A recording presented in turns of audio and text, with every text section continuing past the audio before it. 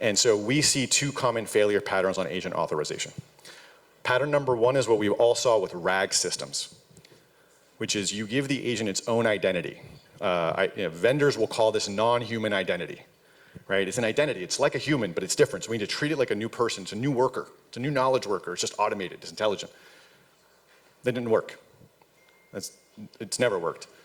This is why RAG systems really struggled. What's the level of permission you give the RAG system?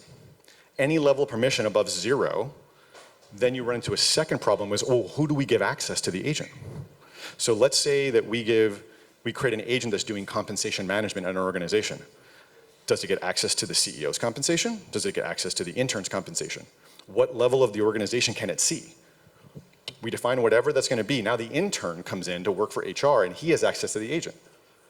What can the intern see? If the intern's access is lower than the agent, you've just created what's called an authorization bypass vulnerability. The CISO will freak out.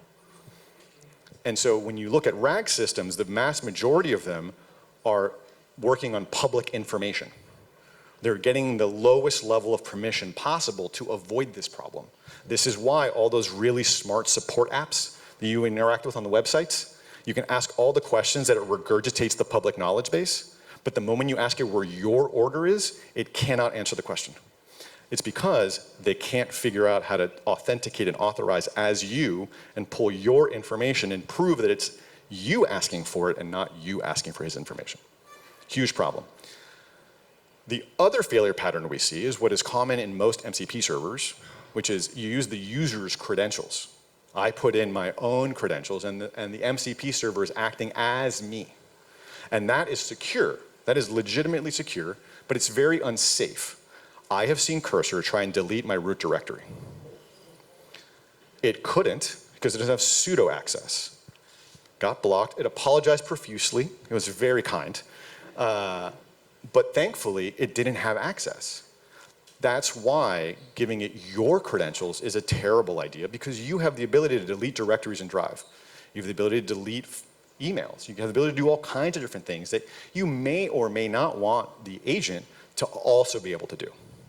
The right way to do this is what's called delegated authorization. It is to take the intersection of what the agent's registered to do, not as an identity, but as an application, and then take the user's identity and what they're allowed to do, and then take the intersection. If the agent's authorized to do it because they pre-registered as an OAuth application on the downstream service and requested scopes and claims as part of their registration process, and the user is also permissioned to do it, then the agent should be allowed to do it. And if one of those two statements is not correct, the agent should not be allowed to do it.